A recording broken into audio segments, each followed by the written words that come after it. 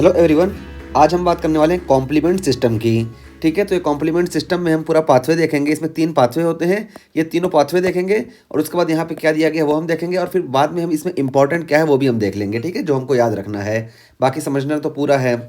तो देखिए complement system होता क्या है, तो system of hepatically synthesised plasma protein that play a role in innate immunity and inflammation.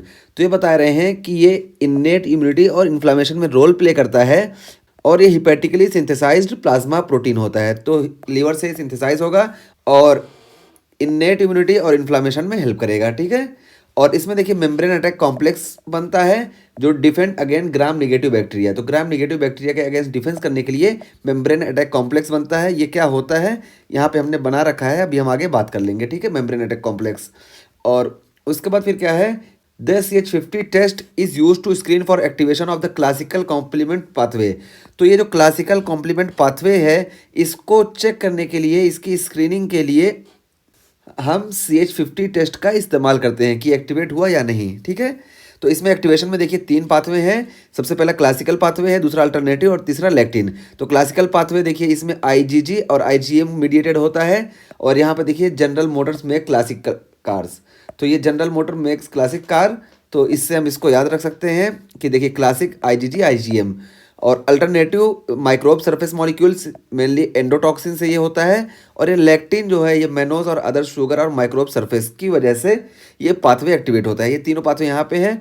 तो देखिए क्लासिकल पाथवे और ये लैक्टिन पाथवे ये दोनों लगभग सेम होता है, बस यहाँ पे हम देख लेते हैं। ठीक है, फिर उसके बाद हम फंक्शन की बात करेंगे। ठीक है, तो ये देखिए हम क्लासिकल पाथवे से शुरू करते हैं। तो देखिए हमारे पास कॉम्प्लीमेंट प्रोटीन C1 है। तो C1 ये एक्टिवेट कब होता है, तो देखिए यहाँ पे हम बात कर चुके हैं कि ये एंटीबॉडी IgG या IgM है। तो जब ये बैक्टीरिया पे एंटीजन से बाइंड करती है तो ये एक्टिवेट कर देती है C1 को। और जब C1 एक्टिवेट होता है तो ये देखिए C1 classical antigen antibody complex से ये क्लासिकल पाथवे स्टिमुलेट हुआ, तो इससे C1 एक्टिवेट हुआ। और C1 देखिए अब क्या किया कि ये C1 एक्टिवेट कर देता है C2 को।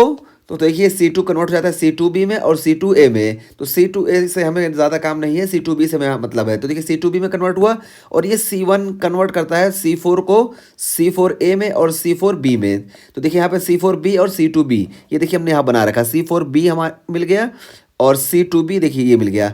अब ये C4b और C2b ये देखिए ये दोनों यहाँ पे आ गए, ये एक कॉम्प्लेक्स बना है, इसको हम बोलते हैं C3 कन्वर्टेज। तो C2b और C4b ये दोनों मिलके C3 कन्वर्टेज बनाए और C3 कन्वर्टेज नाम से पता चल रहा है कि ये जो C3 है इसको कन्वर्ट कर देंगे। तो देखिए C3 को कन्वर्ट करेंगे C3a में और C3b में। तो C3a से हमें यहाँ मतलब नहीं है, C3b ये एक्टिवेट हो गया। तो C3 कन्वर्टेज ये दोनों C3 कन्वर्टेज थे, दोनों C3b को एक्टिवेट कर दिए। तो देखिए C3b एक्टिवेट हो गया। ठीक है, अब ये पूरा देखिए C2b C4b यानी ये दोनों और C3b ये तीनों मिल के देखिए यहाँ पे C5 कन्वर्टेज बनाते हैं। देखिए ये मिल के C3 कन्वर्टेज बनाए थे और जब C3b भी एक्टिवेट हो गया यानी C3 एक्टिवेट हो गया C3b बना, तो ये तीनों मिल के C5 कन्वर्टेज का फॉर्मेशन किए। देखिए हमने यहाँ पे सर्कल कर रखा है। तो ये C5 कन्वर्टेज हुए। अब ये जब C5 कन्वर्टेज बना लिए तो देखिए अब ये C5 को एक्टिवेट करेंगे और C5 को जब एक्टिवेट करेंगे तो देखिए C5a बनेगा। A से हमें यहाँ पे ज़्यादा मतलब नहीं है, B ही हमारा बना। और C5b जब एक्टिवेट होगा तो ये 6 को एक्टिवेट करेगा, 7 को एक्टिवेट करेगा, 8 को एक्टिवेट करेगा और 9 को एक्टिवेट करेगा। और ये जब एक्टिवेट हो जाएंगे तो देखिए C5b 6 7 8 9 ये सब मिल के मेम्ब्रेन अटैक कॉम्प्लेक्स का फॉर्मेशन करते हैं। तो देखिए मेम्ब्रेन अटैक कॉम्प्लेक्स C5b से लेकर 9 तक का मिल के बनाते हैं और जब ये बन जाते हैं तो लाइसिस या साइटोटॉक्सिसिटी हो जाती है। कैसे, ये देखिए यहाँ पे हमने बना रखा है। देखिए ये C5 जब एक्टिवेट हुआ C5 कन्वर्टेज की वजह से तो देखिए C5b बना। अब C5b 6 को बनाया, 7 को बनाया, 8 को बनाया, 9 को बनाया। फिर ये सारे मिल के एक तरह से ड्रिल मशीन का काम करते हैं, पोर का फॉर्मेशन कर देते हैं मेम्ब्रेन में। तो ये मेम्ब्रेन अटैक कॉम्प्लेक्स इसीलिए इनको कहा जाता है। तो ये पूरा मिला के मेम्ब्रेन अटैक कॉम्प्लेक्स का फॉर्मेशन किए और जब इसमें होल हो जाएगा तो इस पोर की वजह से यहाँ पे ऑस्मोसिस होगी और ये सेल ब्रस्ट हो जाएगा और बैक्टीरिया डाई हो जाएगा। ठीक है, तो इस तरीके से होता है।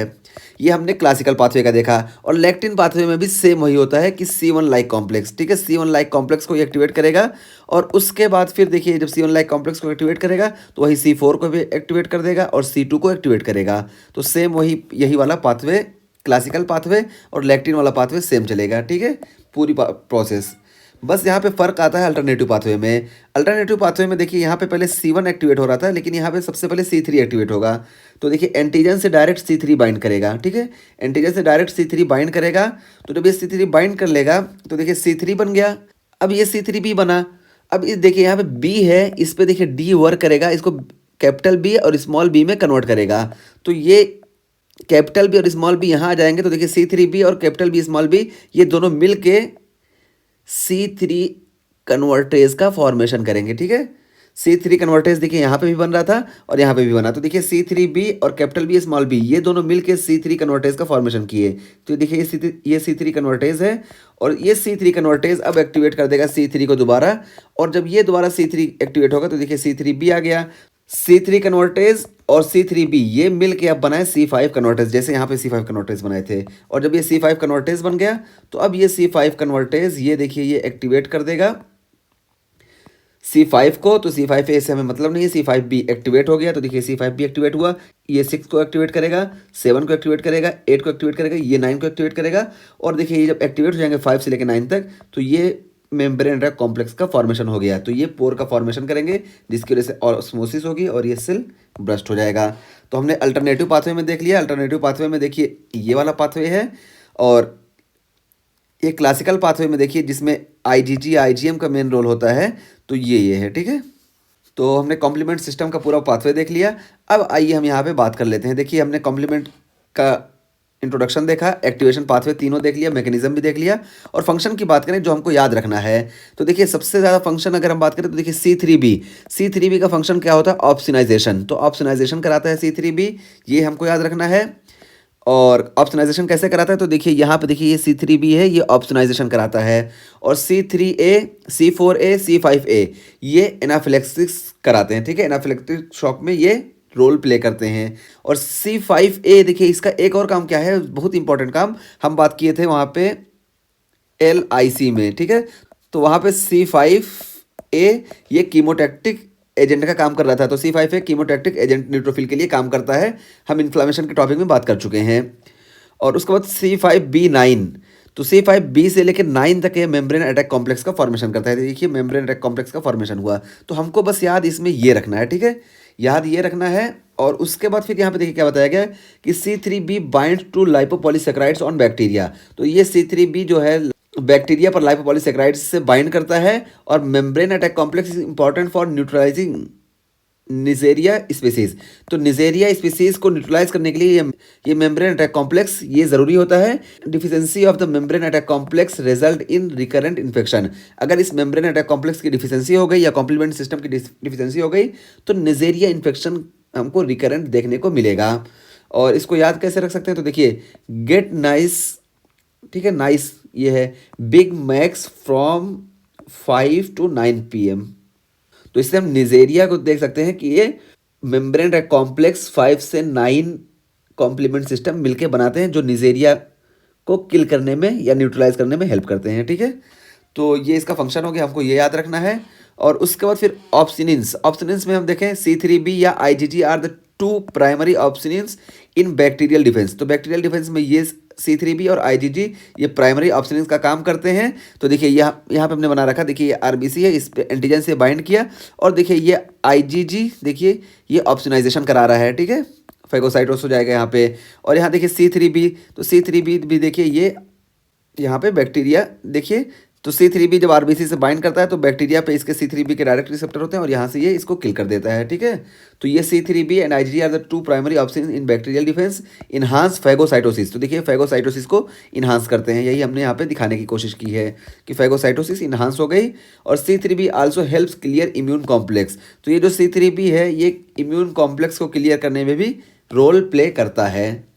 और उसके बाद ऑप्शनिन ग्रीक वर्ड है और इसका मतलब क्या होता है, प्रिपेयर फॉर ईटिंग, ईटिंग के लिए प्रिपेयर करना है। यानी देखिए ये अगर कोई एंटीजन मान लो बैक्टीरिया ही है, यहाँ पे हमने RBC बनाया है, कोई बैक्टीरिया ही है, तो जब यहाँ पे अटैक करता है, इस पे ऑप्शनाइजेशन हो जाता है इसका, तो ये टेस्टी हो जाता है और मैक्रोफेज आसानी से इसको ईट कर लेता है। तो इसी वजह से इसका नाम ऑप्शनिन पड़ा, ठीक है। तो देखिए ऑप्शनिन ग्रीक में टू प्रिपेयर फॉर ईट, तो एक तरह से समझो मसाला लगा रहा है इसमें।